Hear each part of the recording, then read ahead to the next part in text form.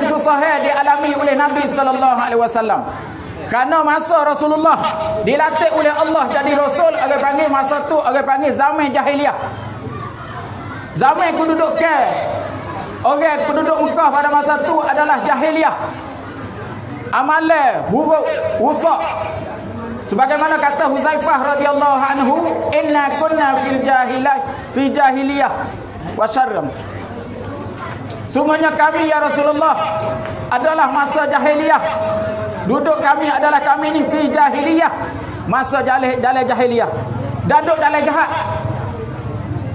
Masa sebelum datang Nabi sallallahu alaihi wasallam, kata Huzaifah sendiri, adalah kami semua ni duduk dalam jahiliyah, jahat. Gapo amalan jahiliyah hak besar? Ulama royak bagi kita 5 perkara. Pertama sekali syirik. Yang kedua zina. Yang tiga mabuk. Yang keempat berjudi. Yang keempat perang sama sendiri. Membunuh di antara satu sama lain. Ini orang panggil amalan jahiliah. Dan jahat karuk setara mana kedudukan mereka. Dan Nabi SAW dilatih oleh Allah seru untuk hajak masyarakat keadaan lagu ni. Lama mana Rasulullah seru? 13 tahun. Macam-macam diuji oleh Allah Ta'ala. Macam-macam orang kafir buat kepada Nabi SAW. Setengah-setengah sahabat dibunuh. Setengah-setengah sahabat dikatak, digodel.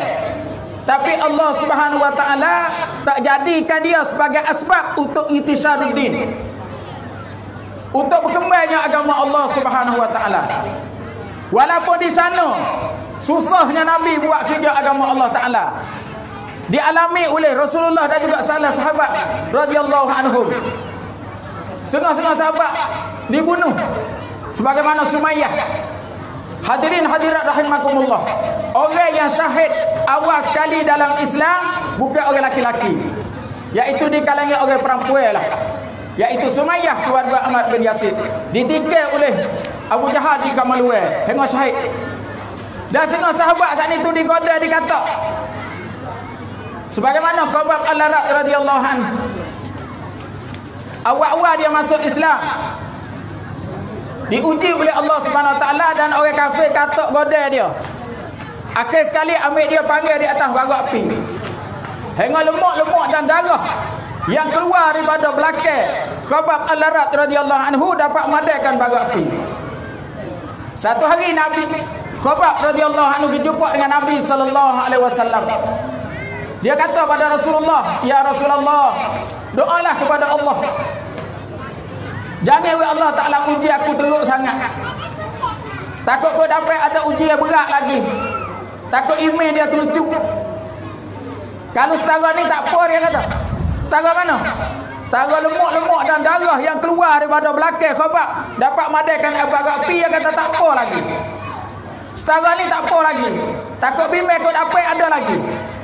Sebab seorang itu jangan mengaku seorang beriman dengan Allah sehingga dia diuji oleh Allah. Hasiban nas an yutraku an yaqulu amanna wa hum la yuftanun. Adakah seka manusia bahawa mereka itu kata dengan mulut, amanna, kami telah beriman dah, wa hum la yuftanun, padahal mereka itu belum lagi diuji. Habis itu kata Khabbab, dia bimbang takut kau dapat ada uji yang paling berat lagi teruk pada ni, takut iman dia terucuk. Lepas pada masa tu saudara dirahmati oleh Allah, adakah Nabi doa? Sedangkan Khabbab suruh Rasulullah doa? Tak. Tapi Rasulullah targhib lagi kepada Khabbab. Wahai Khabbab, sungguhnya orang dulu-dulu pada kita, apabila mereka itu beriman dengan Allah, apabila mereka itu beriman dengan Allah, maka setengah mereka itu didatang dengan sisi tak di atas kepala, kokok tengah tupik otak-otak. Dan setengah mereka itu didatang dengan gajinsi, belah, letak di atas kepala, belah, terbagi dua, terbelah dua. Sebagaimana kisah qutila ashabul ukhdud. Amal pun tak kena panjang dah kisah tu. Mereka itu tak tinggal juga agama mereka. Macam-macam orang dulu kena. Maka pada masa itulah Allah Subhanahu Wa Taala turunkan ayat sebagai asbabun nuzul ayat, wa laqad fatanna alladhina min qablihim fala ya'lamanna Allahu alladhina sadaqu wa la ya'lamanna al-kadhibin. Sungguhnya Allah Ta'ala telah buat ujian di atas atas orang dulu-dulu. Uji secara mana? Sehingga Allah Ta'ala mengetahui, tahu yang mana beriman sebenar, yang mana beriman dusta. Hak mana iman sejati, hak mana iman wallah. Ini nak ayat ujian iman terhadap sahabat di masa berada di Mekah. Walaupun letih, kena godeh, kena katak secara mana, tapi Allah Ta'ala tak jadikan dia sebagai asbab untuk intisyaruddin, untuk kembalikan agama Allah Subhanahu Wa Ta'ala.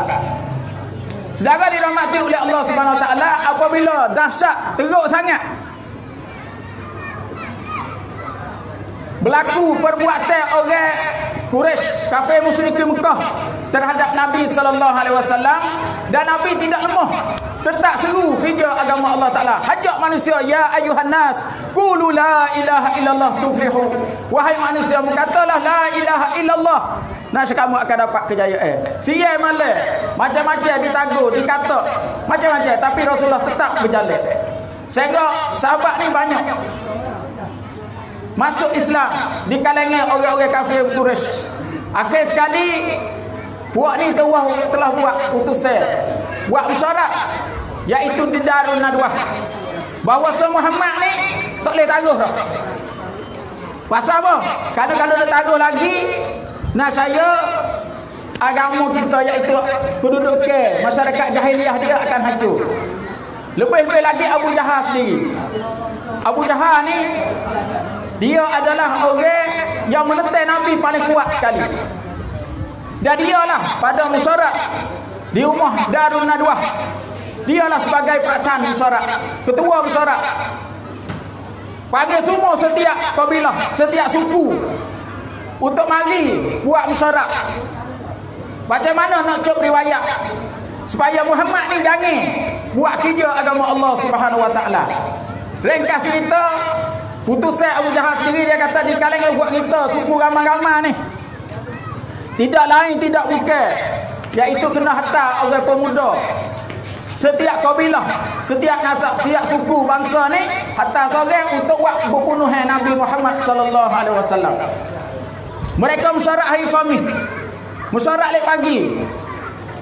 Lepas tu belum pada zuhur lagi, Allah Ta'ala telah hantar Jibril alaihissalam mari jumpa dengan Nabi sallallahu alaihi wasallam. Bahwasanya wahai Muhammad, Allah Ta'ala telah izin kamu untuk hijrah daripada Mekah untuk pergi di Madinah.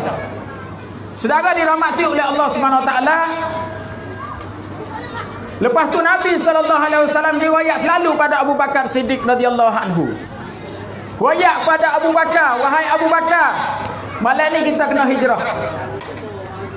Dan Abu Bakar ni rekas ceritanya, selalulah Abu Bakar wayak sambut, iaitu apa? Wahai Rasulullah, buat apa kena hijrah? Sanggup, tapi dia tanya juga sikit, buat apa kita kena hijrah? Jawabnya kerana Jibril meriwayat bahwasanya puak Quraisy dia telah buat musyarat bahawa aku akan dibunuh, dan Allah Ta'ala ni telah izin aku untuk berhijrah. Dan awal sekali Nabi sallallahu alaihi wasallam hajak untuk berhijrah bersama, iaitu Sayyidina Abu Bakar Siddiq radhiyallahu anhu. Saya rapat dia. Saudara dirahmati oleh Allah Subhanahu Wa Ta'ala, sahabat yang paling rapat dengan Nabi sekali adalah Abu Bakar Siddiq radhiyallahu anhu. Sampai tu dalam Al-Quran Allah Ta'ala sebut ketika dua orang ni berada dalam gua, idh yaqulu li sahibihi la tahzan innallaha ma'ana. Nak ayat kata Sayyidina Abu Bakar ni isbat dalam Al-Quran adalah sahabat Nabi. Sebab tu ahli tafsir telah mengatakan, siapa kata Abu Bakar bukan sahabat Nabi, dia ni dihukum kufur, kerana dia isbat dalam Al-Quran dan juga dalam Al-Quran. Kalau orang lain ulama kata kalau ahli bid'ah ya. Tapi saya siapa nafi kata Abu Bakar ni bukan sahabat Nabi, dia ni adalah kufur. Saudara dirahmati oleh Allah Subhanahu Wa Ta'ala, apabila Rasulullah hajak Abu Bakar untuk berhijrah, selalulah Abu Bakar, kerana dia buat persiap-persiap dah. Dia telah buat persiap-persiap dah, dengan kain, duit, pitih, dia pun siap kakak dah. Apabila Rasulullah hajak, selalu dia. Saudara dirahmati oleh Allah Subhanahu Wa Ta'ala, dan pada malam Jumaat, waktu malam puak-puak ahli bunuh kaki-kaki bunuh telah masuk untuk buat pembunuhan Nabi, untuk riwayat hidup Nabi sallallahu alaihi wasallam. Dan apabila mereka itu masuk, Rasulullah pun tahu. Rasulullah pesan pada Ali dengan rekah cerita, wahai Ali, mungkin tidur tempat tidur aku. Maka Rasulullah tubik. Rasulullah buat wayak pada Allah Subhanahu wa taala, baca ayat wa ja'alna min baini aydihim saddan wa min khalfihim saddan fa ushaynahum fa hum la yubsirun. Baca ayat ni serta dengan hamba pasir. Saudara dirahmati oleh Allah Subhanahu wa taala, apabila Rasulullah baca ayat ni hamba pasir puak duk jaga tu, duk di rumah Nabi sallallahu alaihi wasallam, duk tunggu. Takut Nabi tu baik semua terlelap jenera belakang. Apabila jenera Rasulullah pun tubik. Serta dengan pasir ada di atas kepala mereka. Sedar-sedar pasir penuh. Tapi Rasulullah telah pergi dah. Dia khabar terlelap, masuk dia untuk nak bunuh. Tapi nak bunuh orang duduk tidur dengan kasih selimut itu tak sedap. Maka dia heret kat kain. Tengok dia dapati Sayyidina Ali radhiyallahu anhu duduk tidur tempat Nabi sallallahu alaihi wasallam. Maka dia tanya, di mana Muhammad? Ali kata tak tahu. Tak tahu kerana dia apa kerana tak tahu, Allah alam. Kalau kita akhir sekali mereka carilah Nabi sallallahu alaihi wasallam. Saudara dirahmati oleh Allah Subhanahu wa taala, semasa berjalan nak royaknya kasihnya Abu Bakar Siddiq radhiyallahu anhu pada Nabi setara mana? Semasa berjalan daripada Mekah, Sayyidina Abu Bakar berjalan dengan Nabi ni, keduk depan, keduk mai duduk lek belakang, keduk lek kanan, keduk lek kiri. Itu berjalan ni Abu Bakar. Jalan lek malam, kita tak ada. Kalau orang jalan biasa ni, orang jalan dua-dua gitu ya. Kalau depan, kalau belakang, kalau abdenim. Tapi Abu Bakar tak. Jalan dengan Nabi ni, kekek duduk depan. Bodoh lek duduk depan, mari duduk lek kanan. Mari duduk lek kiri, mari duduk lek kanan. Duduk lek belakang. Duk macam Abu cocok Hingga Nabi sallallahu alaihi wasallam tanya Abu Bakar, "Wahai Abu Bakar, buat apa mu jalan lagu ni? Buat apa jalan lagu ni?" Jawab Abu Bakar kata, "Ya Rasulullah, ketika aku berada depan kamu, ketika aku duduk depan kamu, aku mari khawatir dalam hatiku, bimbang-bimbang takut orang mari nak bunuhmu masuk lek belakang Rasulullah. Mari masuk lek belakang. Maka aku mari duduk lek belakang, kerana kalau orang catang tekak tak kena mu ya Rasulullah, kena aku mudah lagi. Bodoh lek belakang, mari duduk lek kanan pula. Duduk lek kiri pula. Aku mari duduk lek kanan mu, kau duduk lek belakang. Mari khawatir dalam diri aku, kek ahli mana? Puak nak main tanu orang panggil. Puak ahli mana, panah nak mari kena pada kamu. Tapi kalau ketika aku ada ya Rasulullah, ketika dia menghantar anak panah mari, tak kena mu, kena aku. Begitulah berjalannya Abu Bakar Siddiq radhiyallahu anhu dengan Nabi sampai di Gua Sur. Apabila sampai di Gua Sur, dia bukan gua kalau kita tengok, kalau sebut kata gua kita wasa kata tam jayai. Gua besar itu dak dia lubang gitu ya. Orang biasa di Mekah boleh tengoklah Gua Sur besar mana, lubang luas mana. Maka bila sampai Nabi sallallahu alaihi wasallam masuk, Abu Bakar kata, "Hadza makan khair Rasul." Ini tempatmu duduk. Nanti luar dulu ya Rasulullah. Tak usah masuk lagi. Hingga aku buat kebersihan dulu. Karena Abu Bakar bimbang, takut dalam lubang tadi ada ular, ada jengking, ada kala, atau ada singa dan sebagainya, ada serigala ke dalam itu. Takut bahaya Nabi sallallahu alaihi wasallam. Maka kata Abu Bakar, "Ya Rasulullah, nanti di luar dulu." Rasulullah pun duduk di luar. Abu Bakar masuk, buat cuci sudah siap dalam lubang tadi. Maka kata Abu Bakar, "Ya Rasulullah, anzil." Wahai Rasulullah, turun mari. Maka dalam riwayat kata fanazala, maka turunlah Nabi sallallahu alaihi wasallam dalam gua. Apabila Nabi sallallahu alaihi wasallam turun dalam gua, sekali lagi ucapan Sayyidina Abu Bakar Siddiq radhiyallahu anhu kepada Nabi. Sayyidina Abu Bakar katakan, "Ya Rasulullah, in uqtalu." Wahai Rasulullah, jika aku dibunuh. Wahai Rasulullah, sekiranya aku dibunuh, aku mati. fa ana rajulun wahidun minal muslimin. Maka sungguhnya aku ya Rasulullah seorang laki-laki salah seorang pada orang Islam ramai-ramai. Wa in kutilta, dan kamu dibunuh ya Rasulullah, kalau kamu dibunuh halakatil ummah ni hancur berasa selalu. Saudara dirahmati oleh Allah Subhanahu Wa Taala, di sini buat pengajaran bagi kita. Abu Bakar kata pada Nabi, ya Rasulullah, kalau aku dibunuh, aku mati tak apa. Kenapa? Karena aku ni salah seorang daripada Islam ramai-ramai. Wa in kutilta, kalau mau dimati, dibunuh ya Rasulullah, halakatil ummah akan hancur selalu. Karena Rasulullah adalah orang yang nak bawa umat selamat daripada azab Allah untuk menjayakan umat. Sampai tu aku mati tak apa, tapi mu mati tak boleh. Saudara dirahmati oleh Allah Subhanahu Wa Taala, nak wayaknya faham Abu Bakar apa yang maksud yang Allah Taala hantar Nabi. Nabi adalah seorang yang bawa umat selamat. Sampai tu Nabi nak mati tak boleh. Dan kalau kita nak selamat, turutlah jejak Nabi, jejak langkah Nabi. Saudara dirahmati oleh Allah Subhanahu Wa Taala, kalau kita ambil satu lagi untuk panjang sikit, tapi dia tak sampai dengan hijrah, tapi untuk kita ni ambil faham supaya kita mengertikan kedudukan kita sebagai umat Nabi sallallahu alaihi wasallam. Ya Allah Taala latih kita, dia pilih kita jadi kita umat Rasulullah. Tak ada dah nak lebih pada umat daripada umat Rasulullah. Nak lebih pada kita jadi umat Rasulullah, jadi orang Islam, tak ada dah. Lepas tu saudara dirahmati oleh Allah, Sayyidina Abu Bakar kata pada Nabi, ya Rasulullah, kalau aku dibunuh tak ada apa, tapi kalau mu dibunuh halakatil ummah hancur. Kita ambil perkataan Abu Bakar Siddiq radhiyallahu anhu di pelaga dengan doa Nabi di perang Badar. Kalaulah kita baca dengan teliti, kalau kita tawajuh sungguh, kalau kita ada fikir sungguh, kita akan fahamlah maksud hidup kita sebagai umat Nabi sallallahu alaihi wasallam. Setiap orang, saudara dirahmati oleh Allah Subhanahu Wa Taala, bahwasanya perang dalam Islam yang paling bersejarah sekali adalah perang pertama, iaitu perang Badar.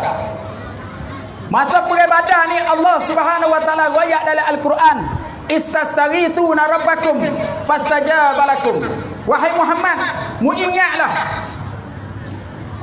ketika kamu istighasah, ketika kamu doa, ketika kamu minta, ketika kamu dongai. Kata mudah-mudah, dongai ni orang panggil royak hak tula. Ambil petai sampai cerah.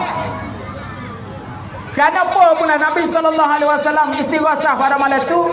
Kerana orang Islam sikit sangat. Kalau nak bertanding dengan orang kafir, orang Islam pada masa tu nya 313 orang. Pedai alat tak ada, kuda tak ada, tak sempurna belaka. Tapi orang kafir 1000 orang lebih. Setengah riwayat kata lebih lagi, 1000 lebih. Tapi dengan pedai, dengan alat cukup, kuda cukup sempurna.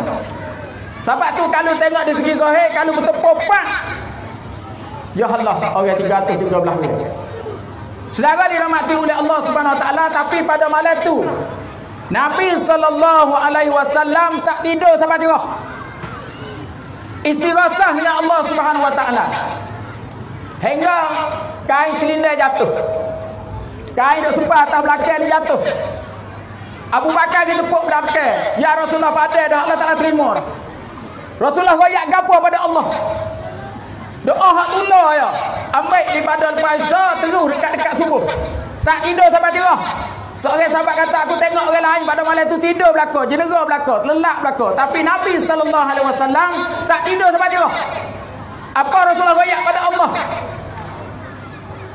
Allahumma in tahlik hadhil asabah min ahli al-Islam fala tumbad fil ardi abadan. Ya Allah,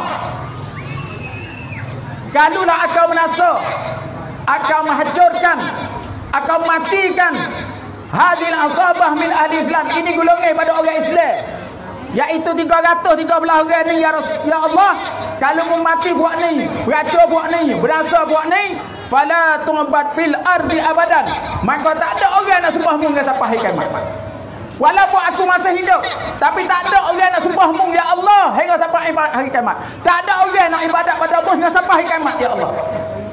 Ini doa Nabi sallallahu alaihi wasallam. Sayyidina Abu Bakar kata, "Ya Rasulullah, aku mati tak apa. Tapi mu mati hancur umat." Tapi Rasulullah royak di perang Badar, "Ya Allah, kalau 313 orang ni mati, tak ada orang nak ibadat di atas muka bumi saya sampai kiamat." Dari di sini dapat kita tahu bahwasanya Nabi SAW adalah orang diutus oleh Allah untuk bawa rahmat, untuk selamatkan umat. Kita juga sebagai umat tanggungjawab untuk bawa umat, untuk bawa manusia, untuk bawa umat Nabi ni selamat daripada azab Allah Ta'ala. Dan di situ saudara dirahmati oleh Allah, berpuncanya Allah Ta'ala beri kemenangan pada sahabat. Dan Allah Ta'ala beri kemenangan sahabat 313 orang, berpunca situlah dari